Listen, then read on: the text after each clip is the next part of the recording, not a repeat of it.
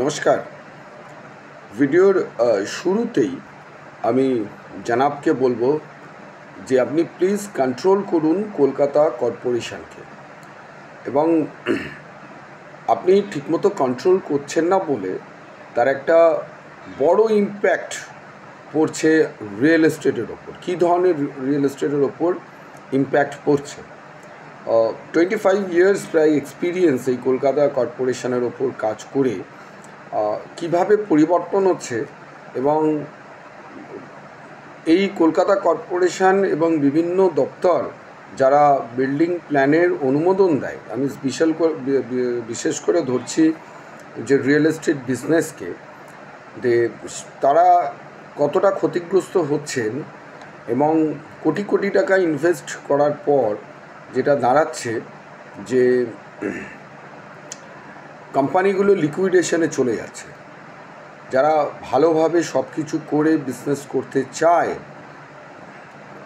কলকাতাতে, তাদের অনেক কোম্পানি লিকুইডেশনে চলে যাচ্ছে। আর বড় কোম্পানি যারা আছে তাদের ঠিক আছে, চেইন বিজনেস আছে বিভিন্ন স্টেটেতে, তারা কোনো রকমে চালাচ্ছে। আর কিছু অসাধু কিছুটা নয়, একটা বৃহৎ অংশ একটা অসাধু ব্যবসায়ী যারা আছেন, তারা বিভিন্ন উপায়ে মুনাফা লাভ করছে, এবং ফ্রডবাজি শুধু কলকাতা কর্পোরেশনের সাথে করছে না, ক্যাশ টাকায় বিজনেস করে অনেক ব্যাংকিং সেক্টরকেও তারা পথে বসিয়ে দিচ্ছে, অর্থাৎ ইকোনমিটাকে চোকড করে দিচ্ছে। তো এই বিষয়টাতে বিশাল বিষয়, আমি ধাপে ধাপে করে আসছি। আজকে যে পয়েন্টটা বলবো সেটা হচ্ছে যে কলকাতা কর্পোরেশনে আমরা যারা এলবিএস, বিশেষ করে ধরুন কারা কী করছে বলতে পারবো না, আমরা যেভাবে যে প্যাটার্নেতে কাজ করি, আমরা একটা লং টার্ম বিজনেস করার চেষ্টা করছি এবং করেও আসছি, যেটা আমরা আজকে ধরুন প্রায় একটা 25 ইয়ার্স এই রিয়েল এস্টেটের ওপর কাজ করছি, এবং লাস্ট ধরে রাখুন যে 5 ইয়ার্স একদম সিরিয়াস মোডে আমরা কাজ করছি। সিরিয়াস মোড কাজ বলতে যে ভারত সরকারের যে সমস্ত নিয়মকানুন আছে, অর্থাৎ প্রপার্টিশিপ বিজনেস করুন বা পার্টনারশিপ বিজনেস করুন, সেই বিজনেসের অ্যাজ পার কোম্পানি ল বা বিজনেসের বিভিন্ন ল অনুযায়ী যেভাবে নথিভুক্ত করে কাজ করা, সেইভাবে আমরা কাজ করছি। এবং অবভিয়াসলি তার জন্য আমাদের সরকারকে এখনও পর্যন্ত আমাদের কোম্পানি যেগুলোতে রেজিস্টার্ড আছে, যেমন এমএসএমই রেজিস্টার্ড, সেটা যে কোনো কোম্পানি আপনি আজকের দিনে খুলতে গেলে উদ্যম আধার দিয়েই আপনাকে খুলতে হবে, এবং অটোমেটিক্যালি আপনি এমএসএমই রেজিস্টার্ড হয়ে যাচ্ছেন। এবং শুধু তাই নয়, যে জিএসটি এবং আমাদের আইটি ফাইল দুটোকে করেই আপনাদের কাজ করতে হচ্ছে।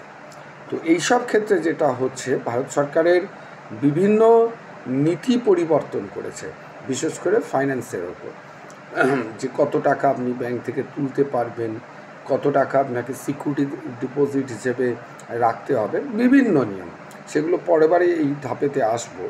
কিন্তু সমস্যাটা যেটা হচ্ছে যে একটা কলকাতা কর্পোরেশনের ফাইল বার করতে যদি ইওডিপি যে পোর্টালটা তৈরি করা হয়েছিল, যেটা আমি নতুন ফাইলের কথা বলছি, ইজ অফ দ্য ডুইং বিজনেসে যে ফাইলটার কথা বলা হচ্ছে, যে প্ল্যান কেস, অর্থাৎ পুরো নতুন বাড়ি যারা করতে চাইছেন, সেখানেও কলকাতা কর্পোরেশনের ইওডিপি যেটা শো করছে, প্রায় একটা ফাইল বার করতে 2 মাস অ্যাভারেজ টাইম, মানে 54-55 ডেজ দেখানো হচ্ছে।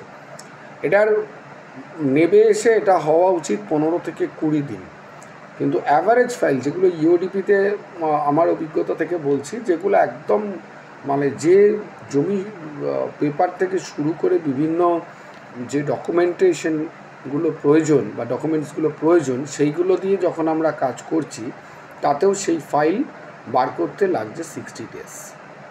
আর আমাদের মতো যারা যে ক্রিটিক্যাল ফাইল যেগুলোকে মুভমেন্ট করি, সেই ফাইলগুলো বার করতে বছর ঘুরে যাচ্ছে। কমিটি কেস ফাইল যদি হয়, বছর ঘুরে যাচ্ছে। এবং রিয়েল এস্টেটে যারা কাজ করছেন, অনেকেই ওই কাউন্সিলরের ফাঁদে পড়ছেন, এবং তার ফলে যে বাড়ি যদি সামান্য কিছু বেআইনি হয় এবং কোনোভাবে যদি একটা 401 নোটিশ পেয়ে থাকেন, তো তাহলে আপনার কিন্তু সেই ব্যবসা বা সেই প্রপার্টি থেকে হাত তুলে নেওয়াই উচিত। মানে আপনাকে আমি অঙ্ক কষে দেখিয়ে দেব যে সেখানেতে সেই ফ্ল্যাট বিক্রি করে তার যে লাভ থাকবে এবং আপনার লায়াবিলিটিস এবং ইনফ্লেশন এই দুটোকে যদি আমরা কনসিডার করা যায়, একটা অ্যাকাউন্টসের ট্যাঞ্জিবল অ্যাকাউন্টস, একটা হচ্ছে ইনট্যাঞ্জিবল অ্যাকাউন্টস। ট্যাঞ্জিবল অ্যাকাউন্টস যেটা হচ্ছে আমি অঙ্ক দিয়ে প্রমাণ করতে পারবো আমার এত ক্যাপিটাল, আমার এত অ্যাসেট ছিল, তার মধ্যে আমার এক্সপেন্ডিচার আমার এত গেছে, লায়াবিলিটিস আমার এত হয়েছে, হয়ে গিয়ে যেটা পড়ে রইল বছরের শেষে, দ্যাট ইজ দ্য ক্যাপিটালস। তো এই অঙ্কটা করতে গেলে ট্যাঞ্জেবল অ্যাকাউন্টস যেটা হচ্ছে আপনার ফিজিক্যাল যে লায়াবিলিটিস আপনার রয়ে যাচ্ছে সেটা আপনাকে দিতে হচ্ছে। একটা ডিরেক্ট এক্সপেন্ডিচার করছি আর একটা ইনডিরেক্ট এক্সপেন্ডিচার, এবং সেইগুলোকে যদি ঠিকমতো আমরা ইনফ্লেশন ধরে ক্যালকুলেশন করি, তো একটা আজকের দিনে দাঁড়িয়ে রিয়েল এস্টেট কোম্পানি যারা চালাচ্ছেন আমি দেখিয়ে দেবো সে কিন্তু 10%ও প্রফিট করতে পারছেন না। ঠিক আছে, কেন 10% প্রফিট করতে পারছেন না? সেটা হচ্ছে ধরুন এই মুহূর্তে তার 3টে বা 2টো বা 4টে প্রজেক্ট চলছে, সেই মিলে তার ক্যাশ ইন ক্যাশ ফ্লো একটা নির্দিষ্ট রুলস মেনটেন করে ঢুকছে। বাট ডিলে ডিলিংসের জন্য যদি আমি এই ক্যালকুলেশনটা ফাইন্যান্সিয়াল ইঞ্জিনিয়ারিংয়ের এই ক্যালকুলেশনটা করে দেখাই, তাহলে আপনাকে দেখাবো 80% যারা রিয়েল এস্টেট একটা টাকা পেয়ে গেছে, নিজের বাড়ি বন্ধক করেছেন বা কোনো জায়গা থেকে ব্যাংক ফাইন্যান্স করেছেন বা খালিয়াতে টাকা নিয়ে যারা বাড়ি করছেন, at the end of the day দেখা যাচ্ছে সে আস্তে আস্তে করে লিকুইডেশনের দিকে যাচ্ছে। That is the cancerous mode, লিকুইডেশনে যাচ্ছে। এবং যদি ভালো কনসালটেন্ট না পড়ে, যদি তাকে ফিনান্সিয়াল ইঞ্জিনিয়ারিংটাকে ঠিকমতো গাইডিং না করে, তো 1-2 বছরের মধ্যে দেখা যাচ্ছে তার ইনকামের চেয়ে লায়াবিলিটিস বেড়ে গেছে প্রায় 4 থেকে 5 গুণ। এবং যখন এটা বেড়ে যাচ্ছে, সেই লায়াবিলিটিসটা যখন আর সে পে করতে পারছে না। কেন এই দশাটা হচ্ছে? একটা তো হচ্ছে সে বিজনেস যেটা পরিচালনা করছে সেটা সঠিকভাবে করছে না। আমি স্টেপ বাই স্টেপ এটা ফিজিক্যালি অঙ্ক করেই আপনাকে দেখাবো। এবং বাংলার ইন্ডাস্ট্রি আস্তে আস্তে আস্তে আস্তে করে বন্ধ হয়ে যাচ্ছে। এর একটা বড় কারণ হচ্ছে গভর্নমেন্টের পলিসি। আমি ছোট্ট ছোট্ট বিষয়গুলো নিয়ে দেখাবো, যা করবো যারা ছোট রিয়েল এস্টেটের ব্যবসা করছেন, অর্থাৎ 3টে তলা আপনি স্যাংশন নিচ্ছেন, 6টা বা 9টা আপনার স্যাংশন হচ্ছে, 50% বিক্রি করছেন, 50% জয়েন্ট ভেঞ্চারে আছে।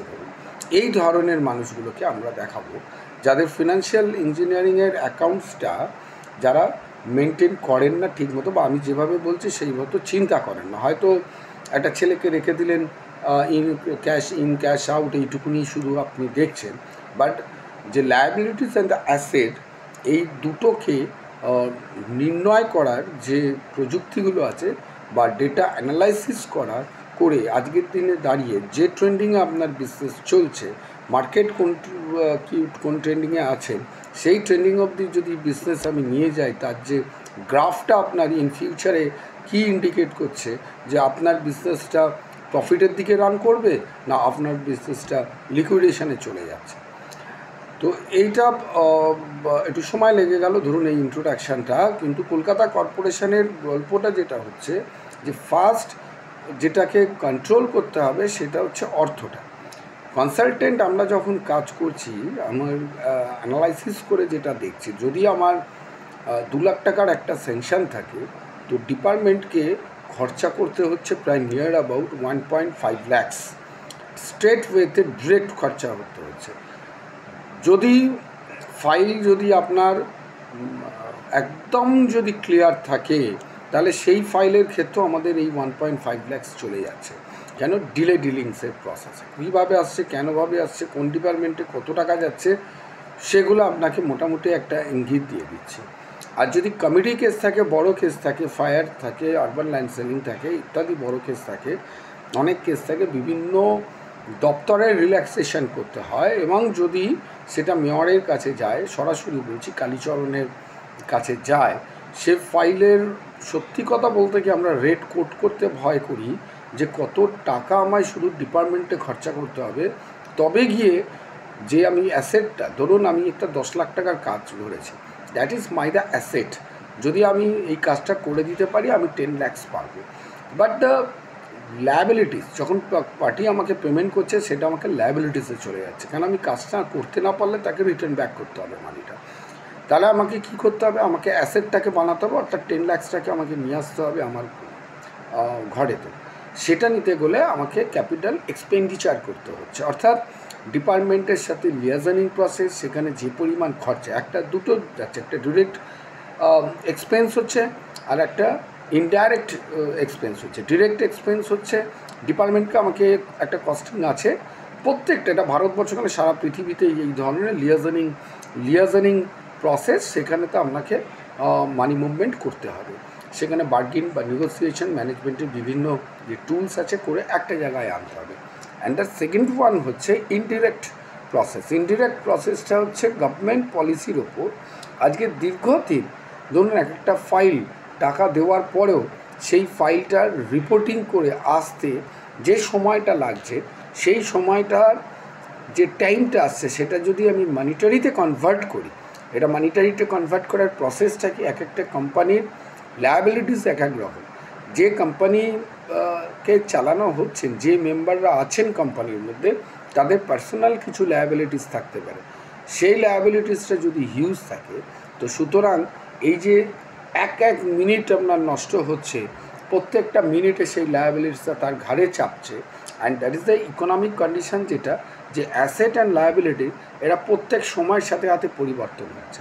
আমি আগের ভিডিওতে বলেছিলাম যে আপনি একটা টিভি কিনলেন, টিভি কেনাটা যেটা অ্যাসেট, কালকে বিক্রি করতে গেলে যদি আমি তার ক্যালকুলেশন করি, দেখবেন ডেপ্রিসিয়েশনটায় অনেকটা বেশি। ল্যান্ডের ক্ষেত্রে যদিও সেটা হাই হতে থাকছে।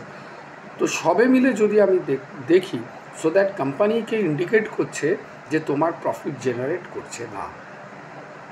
এর বড় কারণ হচ্ছে যে 2/3 অফ দ্য এক্সপেন্ডিচার করতে হচ্ছে কলকাতা কর্পোরেশনের ডিপার্টমেন্টে, এবং 2/3 ইনভেস্টমেন্ট করার পরেও সেই ফাইল রিলিজ হচ্ছে একটা দীর্ঘ সময় নিয়ে। বিশেষ করে আমি সার্ভে ডিপার্টমেন্টে বলবো, সবচেয়ে বেশি এখন এক্সপেন্ডিচার হচ্ছে সার্ভেতে, এত পরিমাণ অর্থ।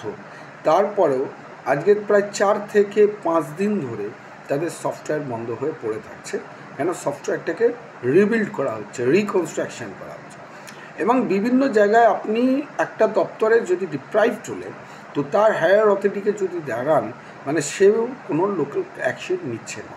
মানে এইটা হচ্ছে, যদি লোয়ার ডিপার্টমেন্ট থেকে আপনি 10 টাকায় কাজটা বার করেন, ওর ওপরে যদি আপনি যান, তো তাহলে সেটাকে হয়ে গেল 20 টাকায় চলে। এই জায়গাগুলোকে জনাবকে দেখতে হবে।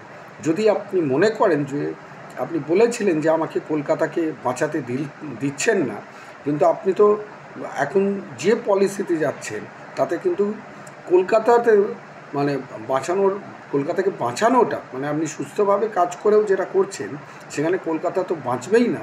আপনি শুধু খবর নিন কটা কোম্পানি শুধু লিকুইডেশনে চলে যাচ্ছে। ধন্যবাদ।